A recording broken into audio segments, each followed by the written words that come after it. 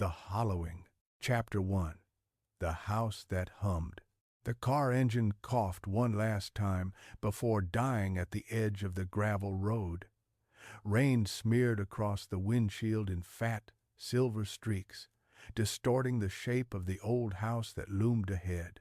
Eleanor Finch leaned forward, squinting through the blur, her fingers trembling slightly on the steering wheel.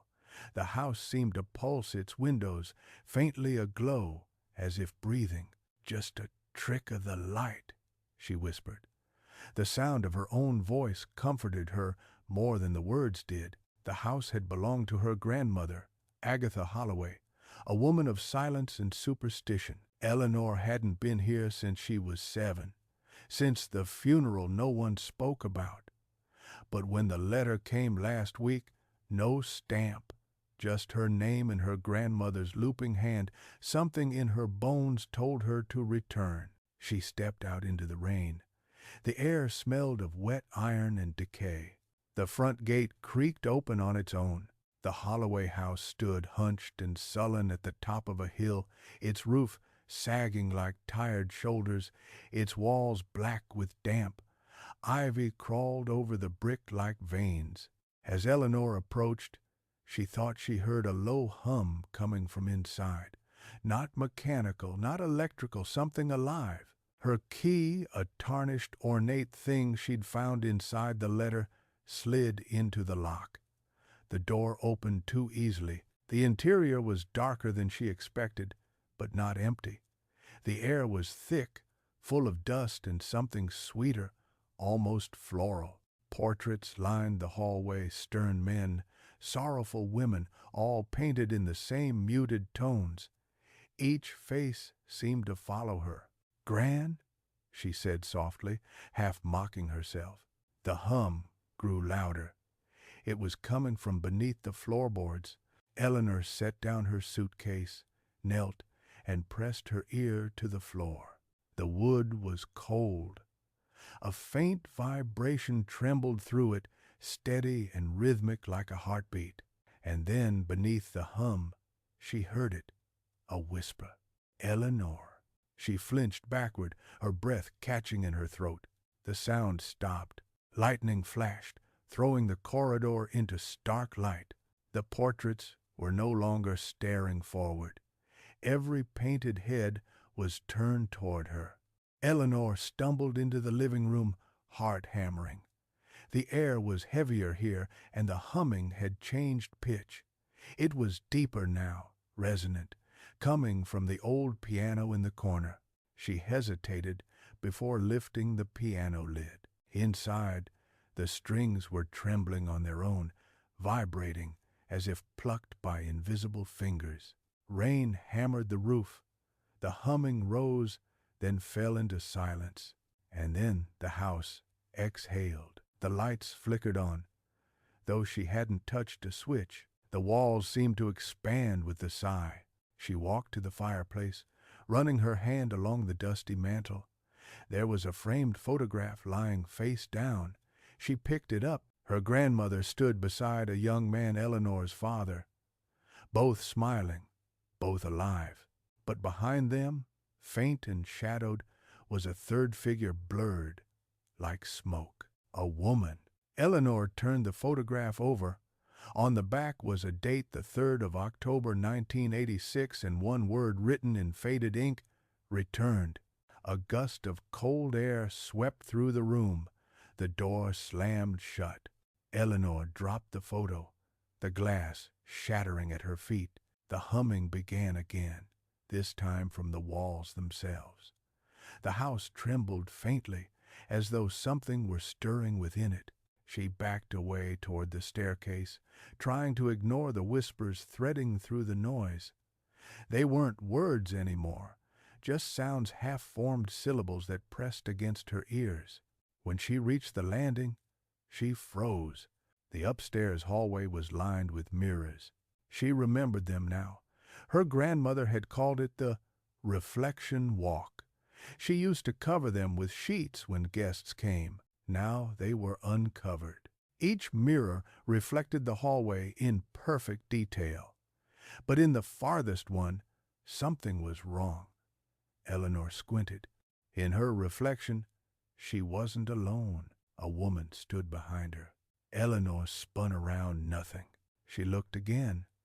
The woman was still there, pale, thin, wearing an old-fashioned dress. Her eyes were black, bottomless. "Gran?" Eleanor whispered. The reflection smiled, not kindly. And in the silence that followed, a single note rang from the piano downstairs, high, clear, deliberate. Then another, and another. The melody built, discordant and sharp, echoing through the house. Eleanor turned from the mirror, heart pounding, and ran to the master bedroom. The smell hit her before she entered, rot, mixed with something sweet again. Roses. The bed was made, but the sheets were stained brown. In the center, resting on the pillow, was a music box, her grandmother's music box.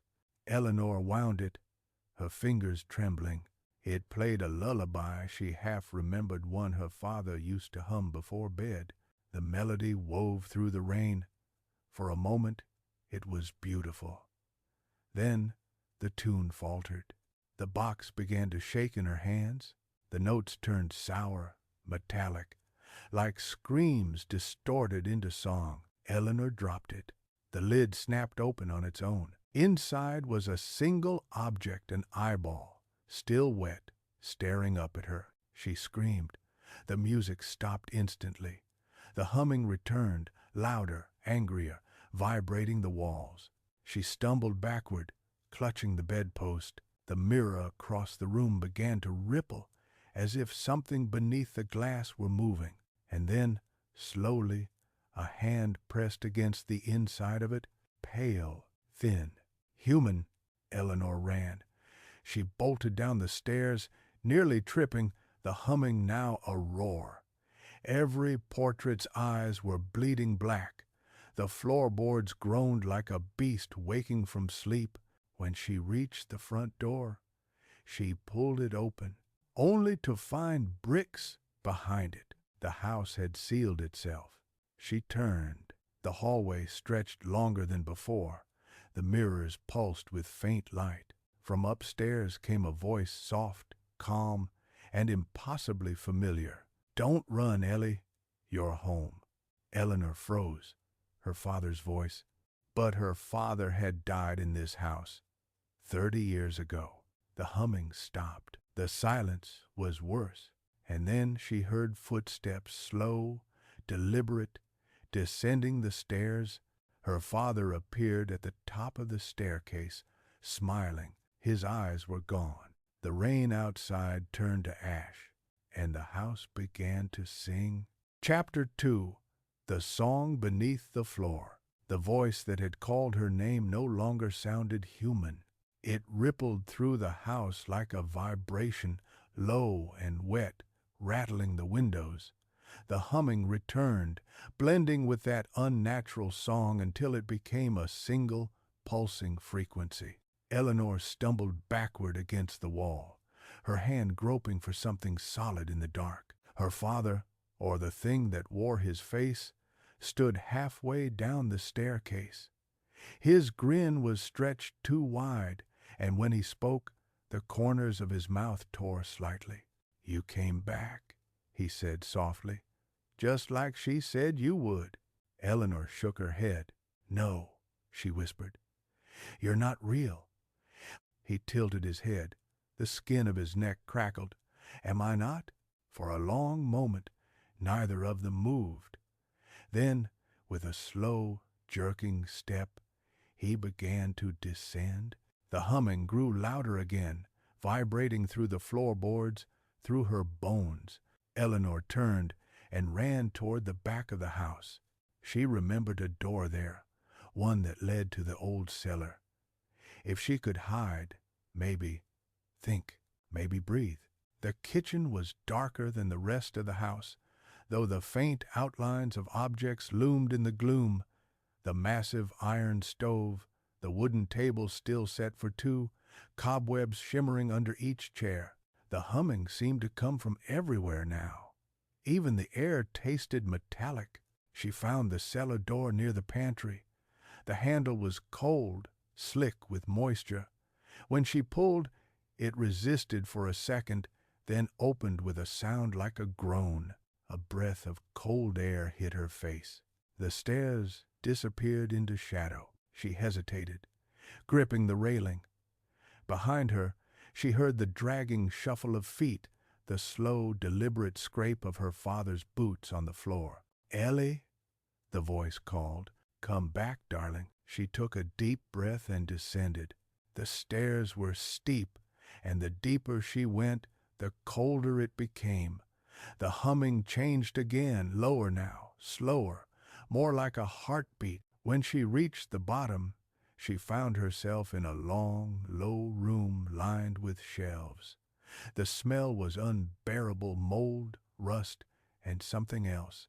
Something like old meat. A single light bulb swayed from a cord above, flickering weakly. The cellar floor was covered in a fine layer of ash. Eleanor knelt, running her fingers through it. It was warm. She froze when she realized that the ash formed faint circular patterns, spirals, drawn carefully, like runes. The humming deepened, and from somewhere behind the far wall came a muffled sound, a child's laugh. Eleanor's heart lurched. "Who's there?" she whispered. The laughter stopped. Then 3 knocks, soft, rhythmic, from the other side of the wall. She stepped closer, squinting. The wall wasn't solid stone. It was made of old planks nailed together in haphazard rows. One of them was loose. She pried it open with her nails. Inside was darkness, then movement, something shifting deeper within. "Help me," a voice whispered from inside the wall. High, small, a little girl's voice. Eleanor's throat tightened. "Who are you?" The whisper trembled. "I'm cold. Please, I can't see." And her fingers hovered over the plank. Something about the voice, the way it bent on the last word, was wrong.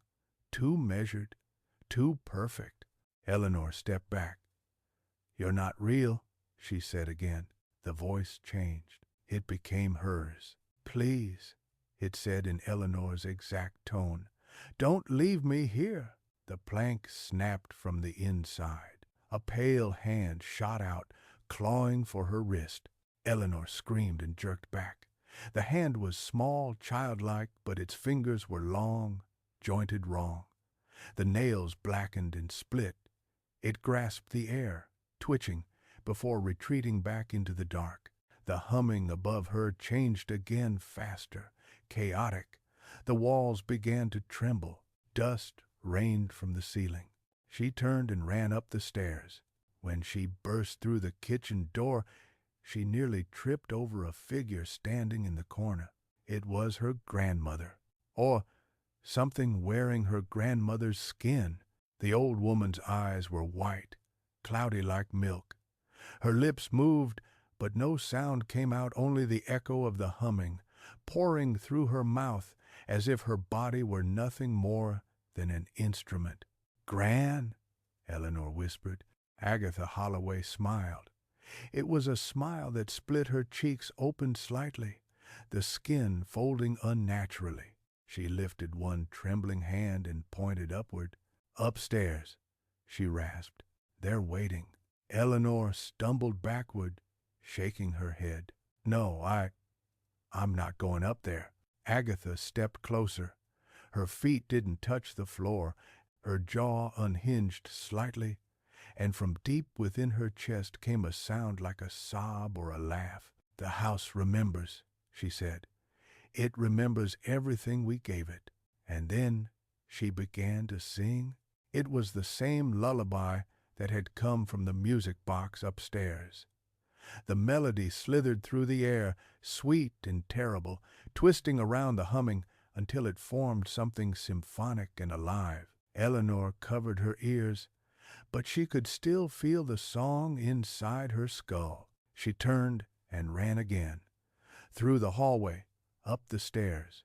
Every mirror reflected her differently, one younger, one older, one with blood pouring from her mouth. The final mirror, at the end of the hall, showed her as she was now panting, terrified.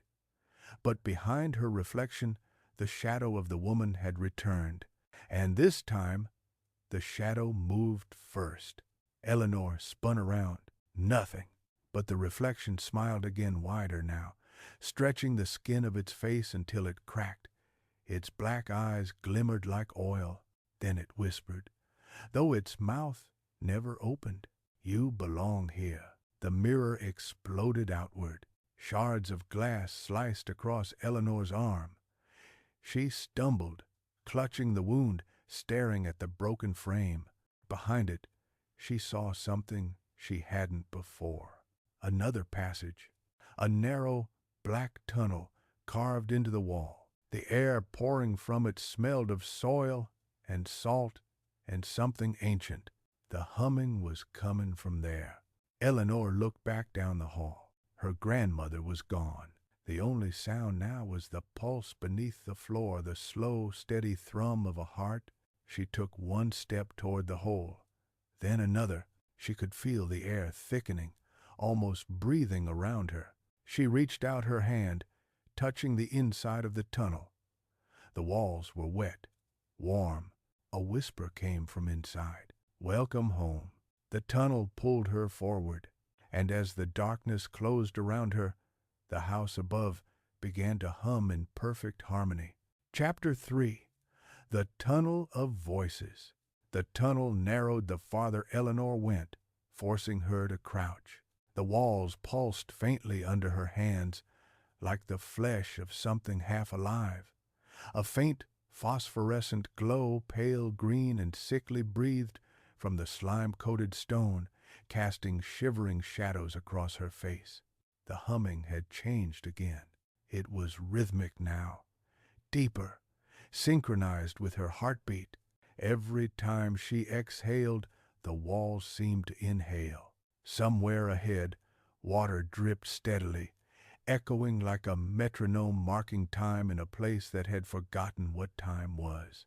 "Keep moving," she whispered to herself, her voice shaken. "Keep moving." Her knees ached from crawling, and every motion made the tunnel tremble slightly. Once she thought she heard something breathing behind her, but when she turned, the tunnel was empty. Only the sound of her own breath, and the faint rustle of movement too far away to see. After what felt like hours, the tunnel widened. Eleanor found herself emerging into a circular chamber lit by faint candles stuck into cracks in the stone. Their flames burned blue, giving the air an unnatural hue. In the center of the room stood a well. It was ancient, built from blackened stone, and around its rim were symbols carved in spirals, familiar shapes she had seen drawn in the ash of the cellar. The humming was loudest here. It seemed to come from below. Eleanor approached slowly, her breath shallow. The closer she got, the more the air vibrated. Her ears filled with a low-frequency buzz that made her teeth ache. She peered into the well. No water, just blackness. And then voices, faint at first, like echoes of prayers, then louder, rising in overlapping whispers. "Eleanor, Eleanor, come down. We've been waiting." She stumbled back, clutching the wall. The candles flickered violently. Shadows of figures danced on the walls, long-limbed, distorted, their heads bent backward, mouths open in silent screams. Eleanor shut her eyes, shaking. "This isn't real," she whispered. "This isn't real." When she opened them again, the room had changed. The well was gone. In its place stood a mirror, tall, ornate. The same golden frame from upstairs, but polished as if newly made.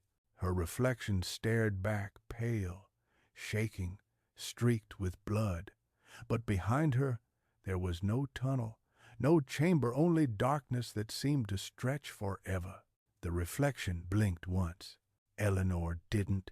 Her reflection's lips parted. "You shouldn't have come back," it said. Eleanor froze. "Who are you?" "Is it Ender?" The reflection smiled faintly. "You already know." Its eyes turned black. Eleanor stumbled backward, tripping over the uneven ground. When she looked up, the reflection was climbing out of the mirror. Her hands pushed against the glass as if it were liquid. The surface rippled, bulged, and then burst. Her double fell to the floor with a sickening wet sound, landing on its hands and knees. Its skin was too pale, its movements wrong, jerky, uncoordinated but determined. Eleanor crawled backward, scrambling toward the tunnel. "Stay away from me!" The other Eleanor lifted its head. Its mouth split into a grin that reached almost to its ears. "We've been waiting for you," it whispered. "The house can't live without its heart." It lunged. Eleanor screamed, dodging aside as the thing slammed into the wall, splattering black fluid across the floor. The candles blew out, plunging the chamber into darkness. Hands grabbed her ankle. She kicked wildly, striking something soft. The thing laughed her own laugh. "You can't kill what's already yours," it hissed. Eleanor reached blindly for something, anything, and her hand brushed against cold metal. A candle holder. She swung it hard. There was a cracking sound, followed by silence. Her chest heaved. The humming had stopped. She stood still, waiting. The air was thick and damp. Slowly, the blue flames flickered back to life. Her reflection, her double, lay motionless on the floor, its head turned at an unnatural angle. But the face was different now. Not hers, her grandmother's. Eleanor's hands trembled. "No." The corpse's eyes rolled open. "Do you remember what you did, child?" Agatha's voice gurgled. "Do you remember the night he died?" Eleanor froze. "I didn't," but the memory surfaced before she could stop it. The storm, the shouting, her father's scream, the fall down the stairs, and her own hands, tiny, trembling, pushing him. She fell to her knees. "No, I was a child." Agatha's corpse smiled. "The house remembers," it whispered again. "It feeds on guilt, on grief. You were always meant to return." The humming started again, louder than before. It wasn't coming from the walls anymore. It was coming from inside her. Her vision blurred. She could feel her heartbeat sinking with the sound, faster, faster, until it was almost unbearable. Then, from the far wall, something massive moved.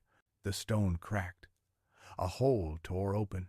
Eleanor staggered to her feet as a shape crawled through the wall, long and thin, like a spider made of bone and ash.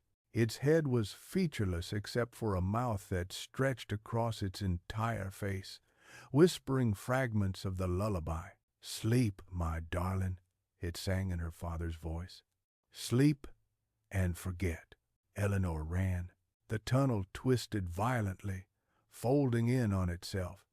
She tripped, crawled, screamed. The humming turned into a scream of its own, metal scraping against metal, wood splintering, voices wailing all at once. She saw light ahead, a faint glow.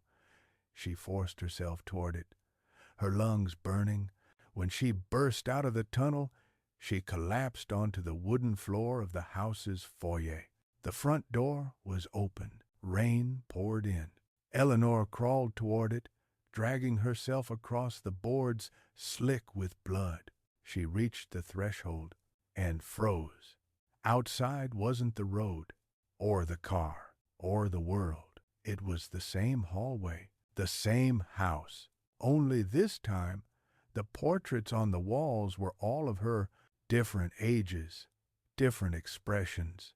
In one she was smiling, in another screaming, and in every single one her eyes were black. The house sighed again, and then, From somewhere deep below, she heard the piano begin to play. Chapter 4. The Portrait Room. The sound of the piano swelled haunting, deliberate, too precise to be random. Each note echoed through the walls like a heartbeat in slow motion. Eleanor forced herself to her feet, clutching the banister. Her breath came out ragged, visible in the air, as if the house had turned cold enough to freeze her words. The music was coming from the parlor again. The same melody her grandmother's music box had played. She took one step forward, and the portraits whispered. The sound was soft fabric rustling, breath escaping through teeth. The painted eyes shifted again, turning to follow her as she passed. In the dim light, their faces seemed almost animate paint cracking into faint smiles, tears of dark liquid forming in the corners of their eyes. She reached the bottom of the staircase and stood before the parlor door. The piano stopped. The silence that followed was heavier than sound, thick, suffocating. Listening, Eleanor pushed the door open. The room was lit only by the moonlight leaking through the rain-streaked windows. Dust drifted like ash. The piano sat in the corner, its lid open. The keys were moving, slowly, pressing themselves down one by one. She could see the indentation of invisible fingers on the ivory. The air felt electric. Her hair lifted slightly from static. Then the stool turned by itself, and someone sat down, a shadow first, then form. The same long black dress, the thin wrists, the clouded eyes. Her grandmother. Only this time, her face was wrong. It was changing, flickering through faces like candlelight. Young, old, her mother's, then her own. The hands continued to play, graceful and confident. Eleanor swallowed hard. "What are you?" The woman did not look up. Instead, she whispered while playing, "I am what you left behind." The piano's melody turned jagged, minor, full of dissonance. Eleanor stepped closer, trembling. "Why are you doing this to me?" The figure's head tilted slightly, and a new voice emerged, not her grandmother's this time, her father's. "You killed me." Eleanor froze. Her mouth went dry. "No," she whispered. "It was an accident. You were drunk, and I—" He laughed through the woman's mouth. "Children don't push their fathers down the stairs by accident, Eleanor." Tears welled in her eyes. "Stop it." The laughter deepened, spreading through the room. The woman's lips didn't move anymore, but the house itself seemed to laugh, every wall creaking, every floorboard groaning in mocking rhythm. The portraits outside the room began to thrum again. The humming returned louder than ever. The piano's sound warped, the keys smashing themselves violently now. Dust exploded from the strings. The notes clashed, screamed. "Stop it!" Eleanor shouted, slamming the lid down. The entire house shuddered. The woman at the piano finally turned her face toward her. It was Eleanor's own face, but hollow. The skin was stretched thin, translucent like wax. The eyes were two black pits, shimmering faintly with reflections of all the mirrors she'd seen before. Eleanor stumbled back. "No." The other Eleanor smiled. "Every child of this house becomes part of it. Every memory, every death, every lie, it all feeds the hollowing." "The hollowing?" Eleanor repeated weakly. The reflection rose from the piano bench. The voice echoed through both their mouths now. "The house is alive because of us, because of her." Lightning flashed. For an instant, Eleanor saw what "her" meant. Behind the reflection, a figure loomed in the lightning, tall, featureless, faceless, a shadow of a woman with arms that touched the floor. Her outline wavered like smoke, but her presence filled the room completely. When the thunder broke, The figure stepped forward, her body twisting, melting into the walls. The wallpaper rippled where she passed. Her touch left black stains that pulsed faintly like veins. Eleanor backed toward the hallway. No, no. The air in the room thickened. It became harder to breathe. The walls began to close in slowly, almost imperceptibly. She turned and ran. The hall had changed again. The portraits were gone. The walls were bare, but the faces of the people from those paintings were now in the wallpaper itself. Their mouths open in eternal screams. The humming followed her wherever she went, adjusting pitch as if chasing her heartbeat. She passed the dining room. The table was now set for 8.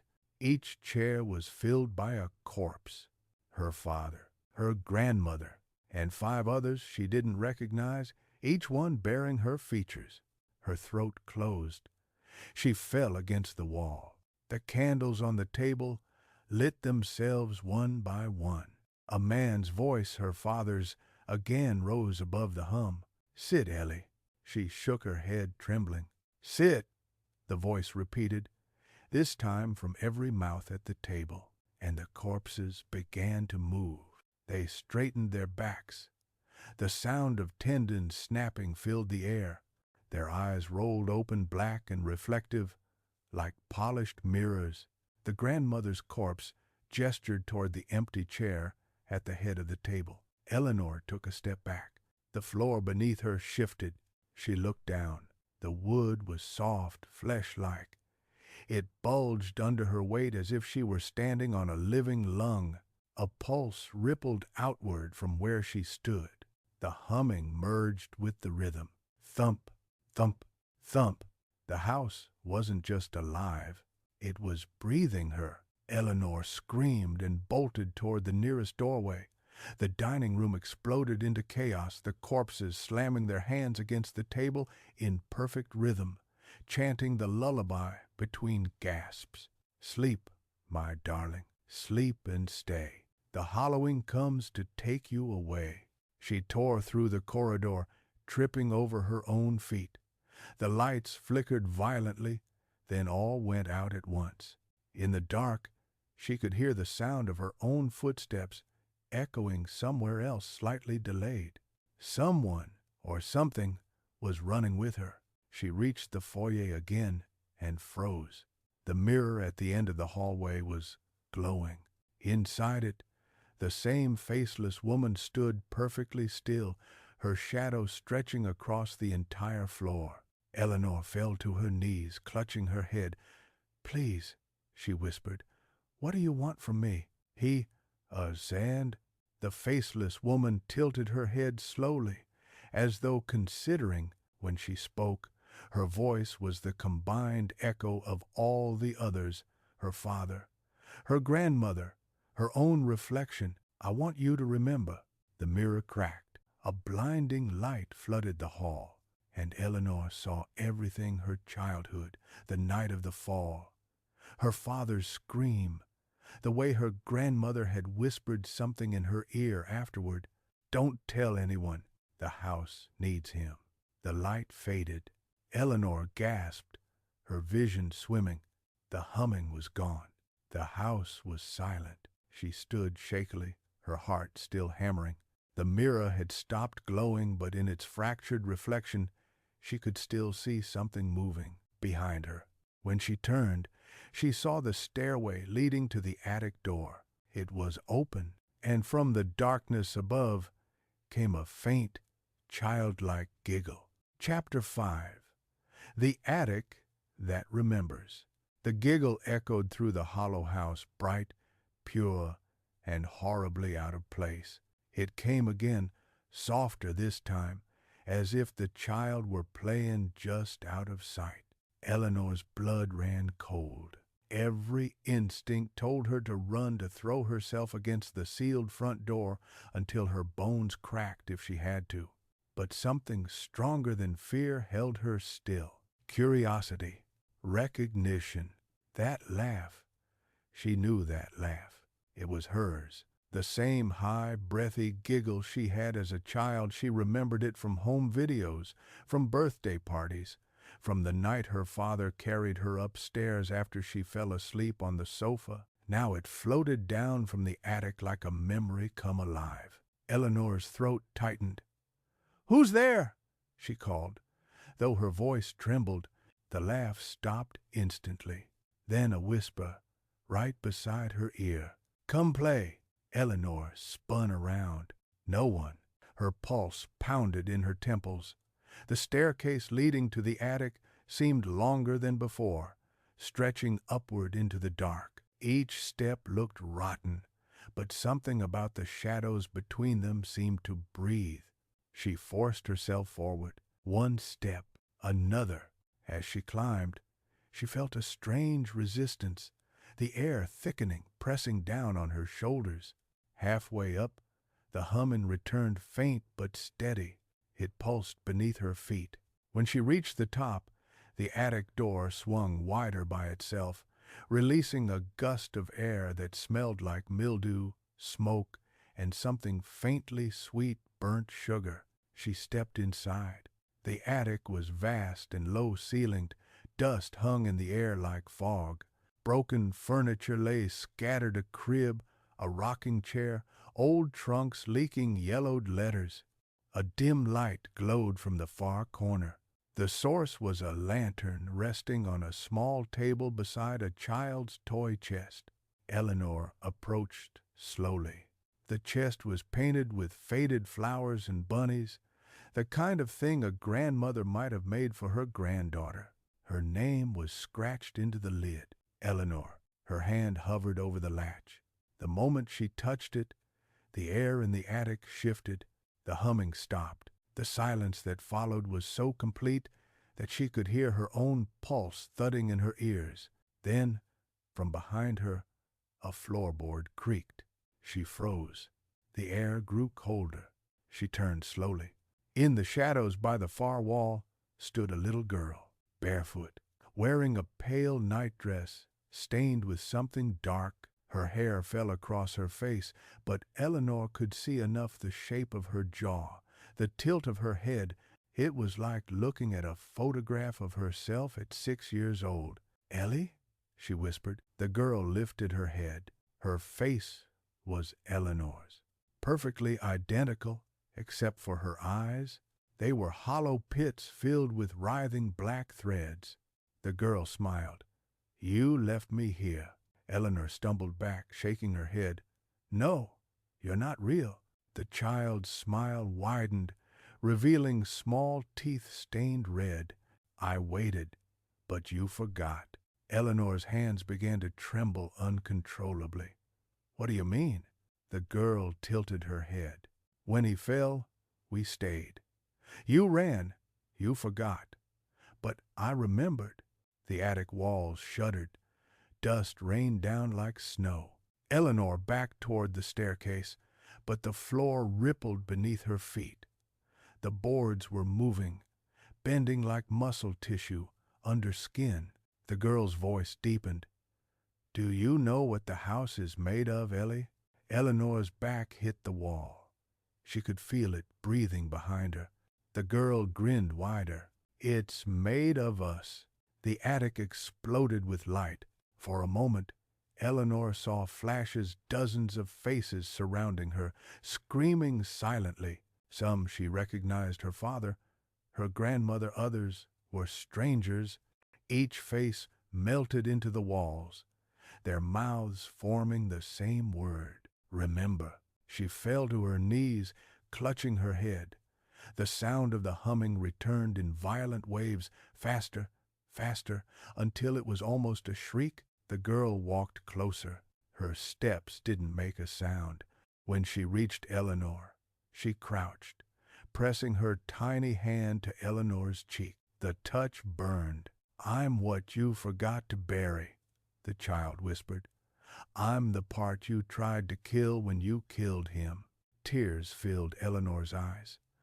"No?" "Yes," the girl said softly. "And now the house remembers. It needs its heart again." Before Eleanor could move, The child pressed her palm flat against Eleanor's chest. A searing pain shot through her ribs. She screamed, clawing at the little hand, but the girl was melting, her skin dissolving into black liquid that sank into Eleanor's skin like oil soaking into fabric. The world spun. She could see the walls pulsing in rhythm with her own heartbeat now. The boards swelled and deflated with every breath she took. The humming was coming from inside her body. She fell to the floor, gasping. The toy chest in front of her rattled once. Then again, the latch snapped open. Something inside began to climb out, long fingers first, followed by a head, twisted and pale. It was the faceless woman from the mirror, but this time she had a face. Eleanor's. The creature crawled forward, dripping with black ichor, its limbs jerking like a marionette. It smiled her smile. "Now," it whispered, "you remember." Eleanor scrambled back, but her spine hit the wall again. There was nowhere left to run. The creature leaned close until its lips were inches from hers. "Give me back what you took." Eleanor's voice cracked. What did I take?" The creature's grin widened, revealing rows of teeth, all human but mismatched, as if stolen from a dozen mouths. "My life." The lights went out. Eleanor felt cold hands grab her from behind, dozens of them dragging her backward through the wall. She screamed until her voice was swallowed by the dark. And then, for the first time since she had returned to Holloway House, there was silence.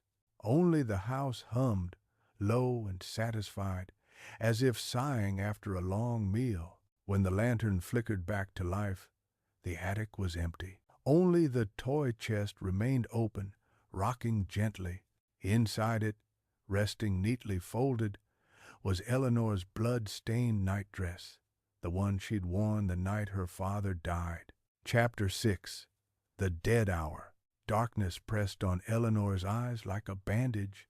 She couldn't tell if they were open or closed. The first thing she felt was the floor beneath her, warm, pulsing faintly, like flesh. The second was the taste of iron, blood. She pushed herself up slowly. Every movement made her ribs ache, as though something had reached inside her chest and rearranged the bones. Her palms left dark, wet handprints on the floor. The air was thick and humming again, vibrating with the same rhythm as her heartbeat. Somewhere far above, the piano played a single, broken note. Eleanor blinked until her vision adjusted. She was in the hallway again, but this time the light was red, not fire-red, heart-red. It pulsed from the walls like veins under translucent skin. The portraits were gone.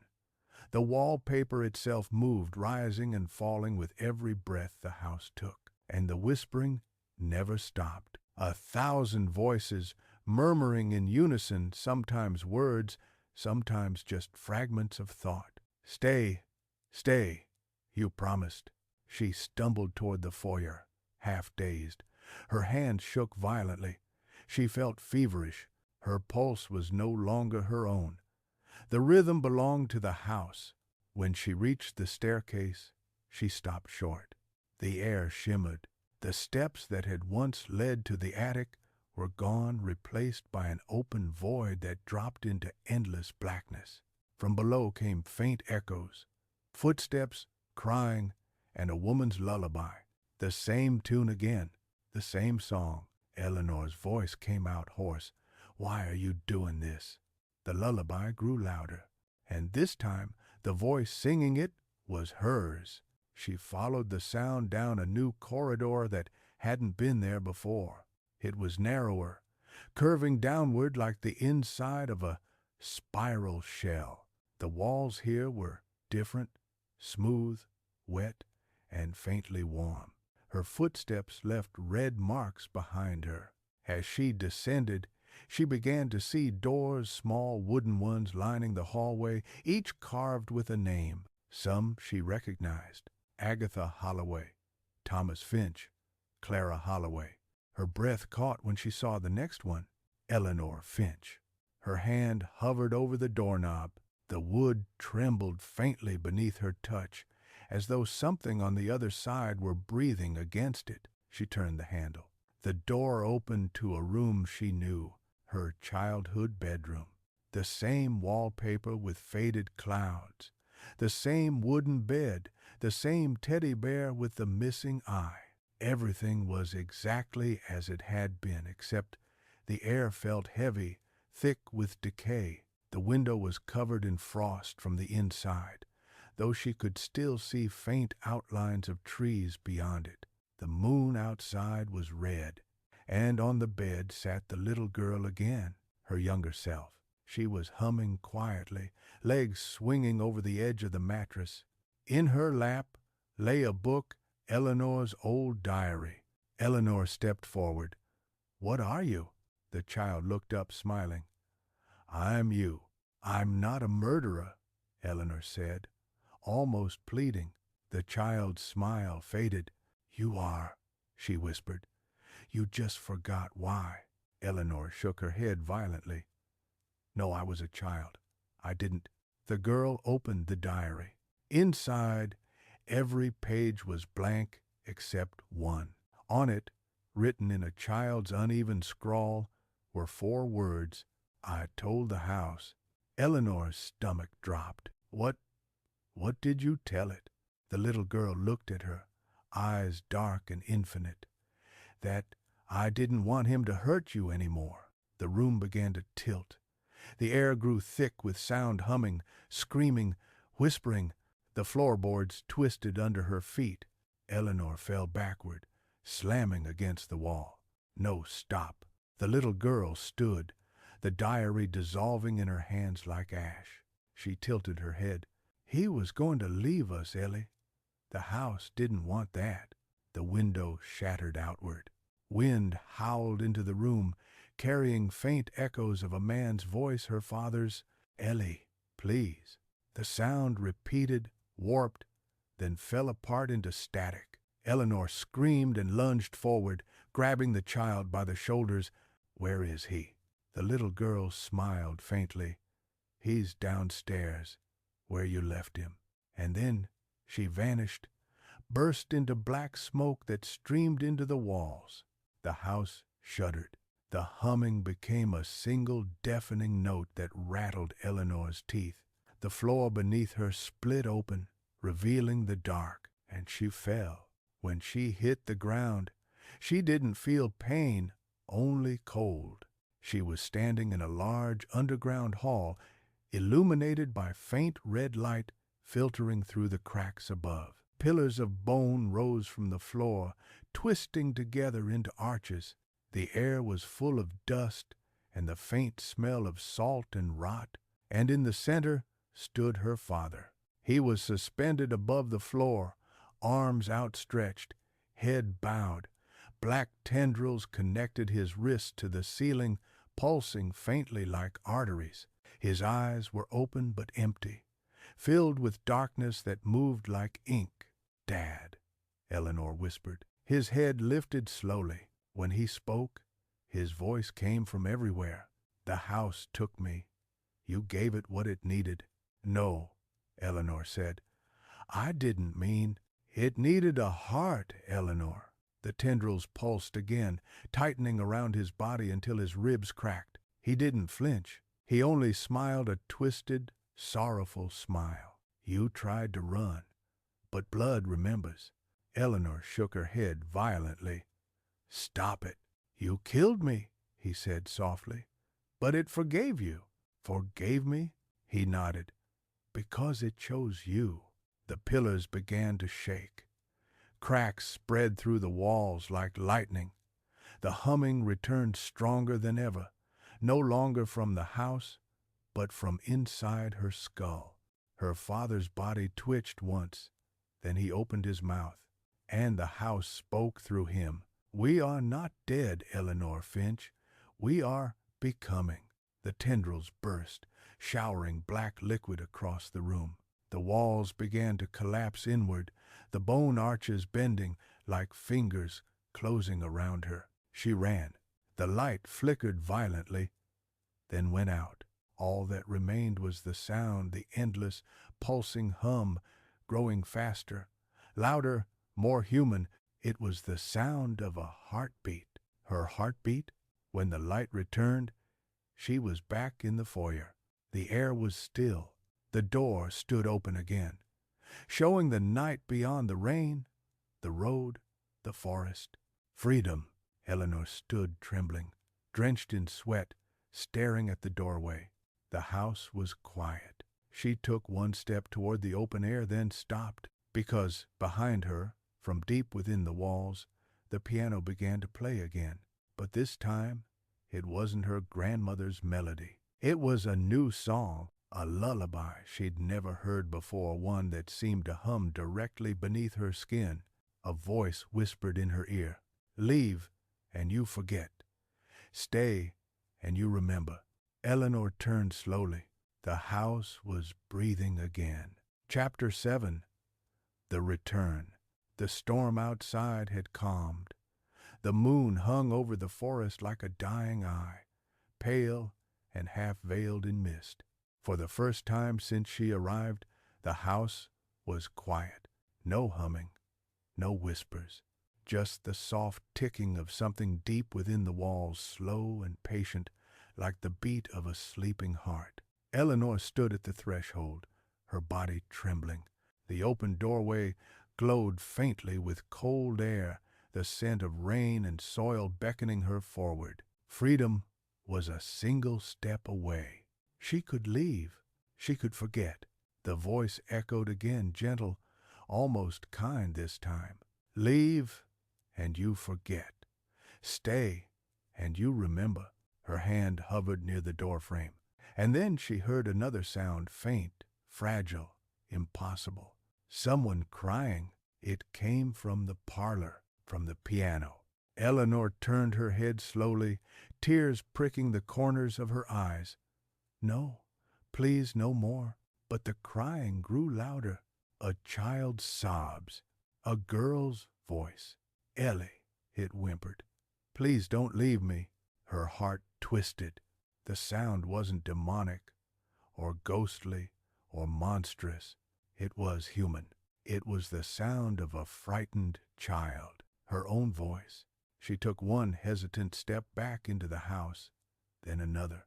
The air shifted immediately. The cold, clean smell of the rain vanished. The warmth returned, sticky, heavy, alive. The hum started again, softly, steady as breathing. The door behind her slammed shut.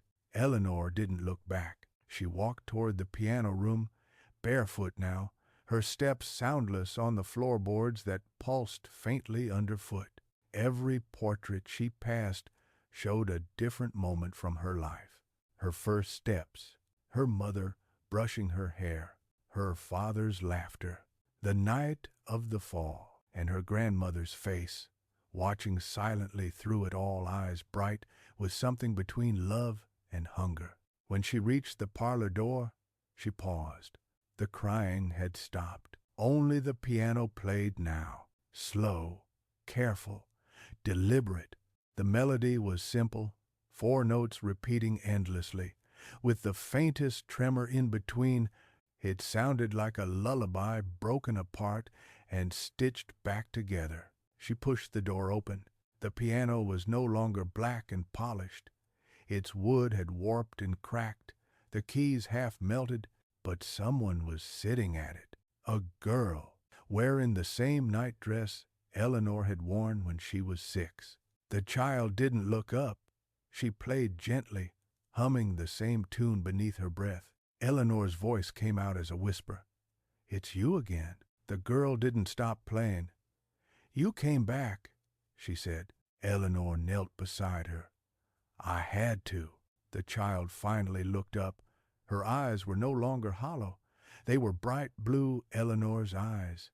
"You left me," the girl said softly. "You buried me when he fell. You said if you forgot, it wouldn't hurt any more." at men. Eleanor's throat closed. I didn't know what else to do. The little girl smiled sadly. The house knew. It took the hurt for you. It remembered when you couldn't. The piano fell silent. For a moment, neither spoke. Then the girl slid off the bench and took Eleanor's hand. Come on, she whispered. It's time. Time for what? The girl tilted her head. To see where we belong. The hallway beyond the parlor wasn't the same. The wallpaper had peeled away completely, exposing the raw, breathing tissue beneath. The house pulsed around them, glowing faintly with red light. The girl walked ahead confidently, her bare feet leaving no trace. Eleanor followed, the walls whispering as they passed. The voices were softer now, murmured fragments of memories, moments, emotions. Don't cry, Ellie. She's just a child. Agatha, please, not again. They reached the cellar door. It stood wide open. A warm red light spilled upward from below. Eleanor froze. I can't go back down there. The little girl squeezed her hand. You already are. And before Eleanor could react, the child stepped into the light and vanished. Eleanor's body moved on instinct. She followed. The cellar was no longer stone and shadow. It had transformed into a vast chamber that seemed to stretch beyond reality. The walls pulsed like a living organ. Veins of dark red light ran across them, converging on a single shape in the center of the room, a massive, heart-like mass embedded in the floor, glowing with deep crimson light. It beat slowly. Each pulse sent a vibration through the floor that rattled Eleanor's bones. The little girl stood beside it, her nightdress billowing as if caught in an unseen wind.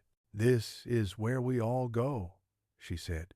Eleanor stared, her mind breaking under the sight. What is it? The hollowing, the girl said simply.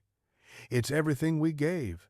Every scream, every lie, every memory, every heart we left behind. The shape pulsed again, and Eleanor saw faces emerging from its surface, hundreds of them, merging and dissolving like ripples in blood. Her father, her grandmother, all the portraits, all of them alive, all of them whispering the same word. Remember. The girl looked back at her. It's time to finish it. Eleanor shook her head, tears streaming down her cheeks. I don't understand.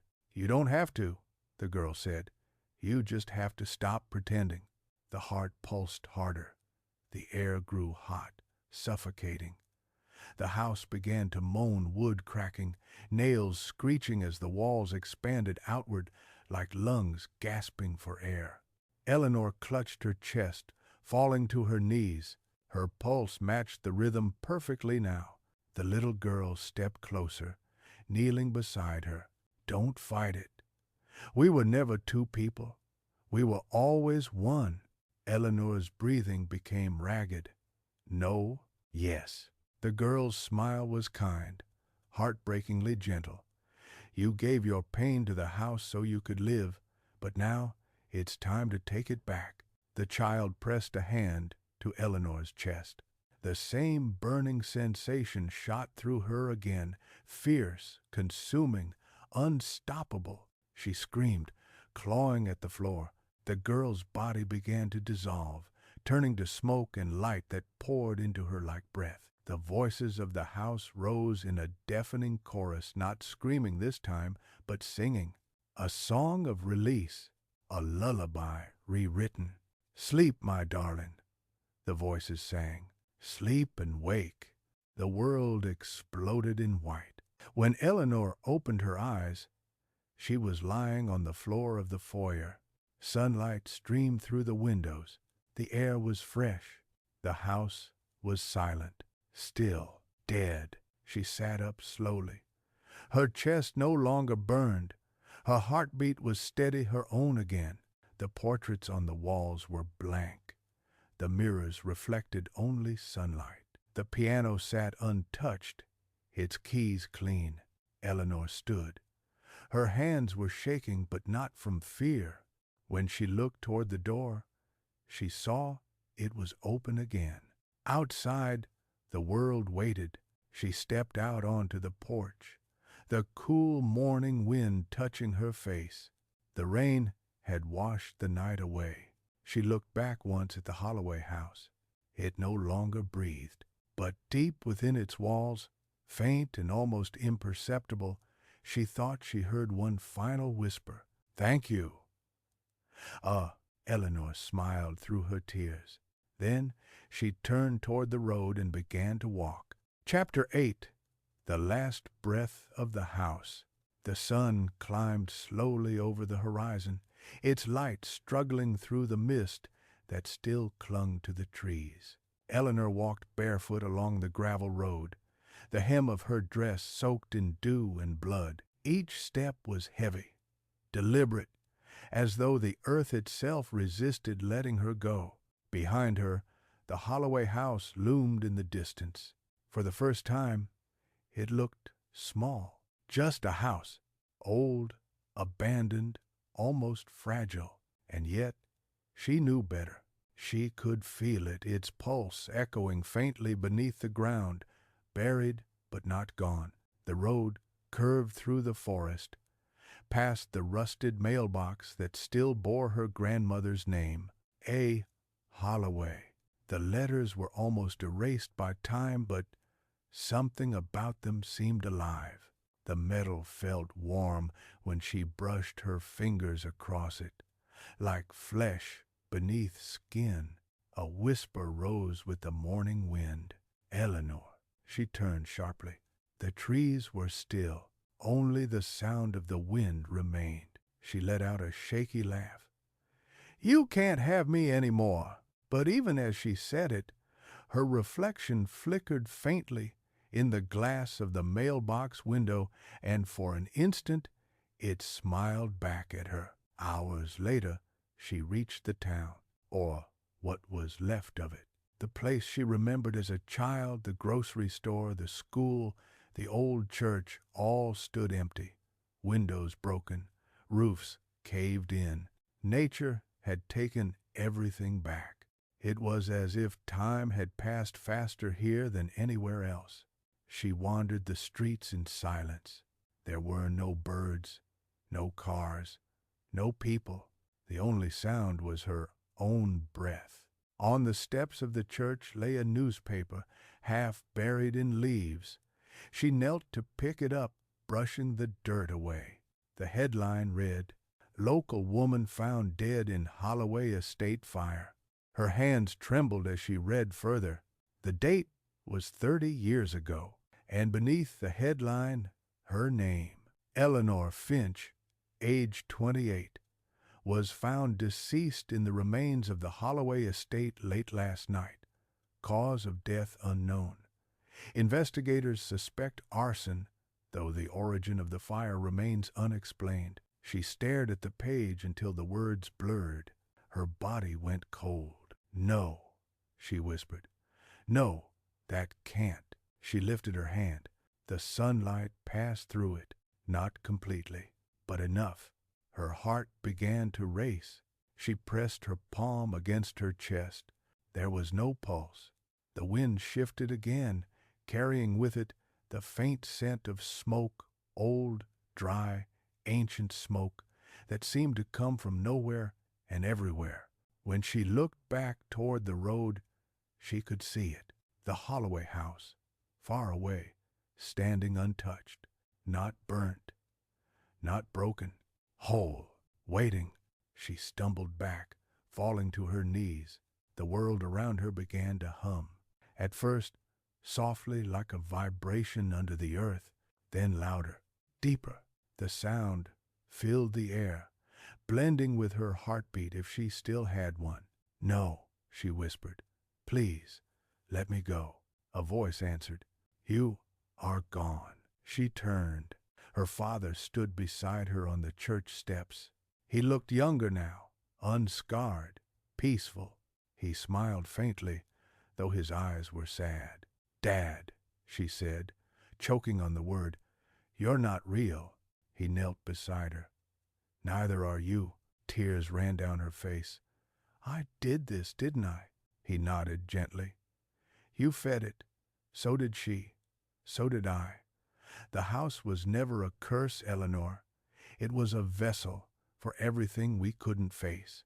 Eleanor's breath came in shallow bursts. Then why me?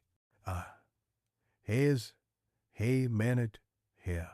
Because you were the last, he said, and the house doesn't let go until it's full. She shook her head violently. I don't want to stay. Her father reached out, brushing his hand through her hair the way he had when she was a child. You already did. The humming deepened. The ground trembled. She looked down at her hands, the skin glowing faintly from within. Her fingertips flickered like the flame of a dying candle. Dad, she whispered. Please, he smiled softly. It's all right, Ellie. You remember now. That's all it ever wanted. The church bell rang, one slow, drawn-out toll that echoed through the empty streets. With it came a wave of warmth, not burning, but welcoming. Eleanor felt it wash through her, pulling her gently backward, like a tide drawing back to the sea. She looked up one last time. The forest shimmered, the horizon bent, and through the haze she saw the Holloway house standing tall again, restored, gleaming faintly beneath the Sunday. The front door opened. A little girl stood there, smiling, her younger self holding out her hand. Come home, the child said softly. Eleanor hesitated only a moment before she reached back. Their fingers touched. The light consumed everything. When the townsfolk came weeks later, drawn by rumors of strange music echoing from the Holloway woods, they found the old house standing perfectly intact. No signs of fire, no signs of life. But when the wind blew just right, they swore they could hear the faint sound of a piano drifting through the trees. A slow, beautiful lullaby. And if you listened closely enough, if you stood by the porch, where the boards still pulsed faintly beneath your feet, you could almost hear a voice humming along, a woman's voice, soft, peaceful, singing, Sleep, my darling, sleep and stay. The hollowing takes the pain away. The Holloway house breathed once more, and then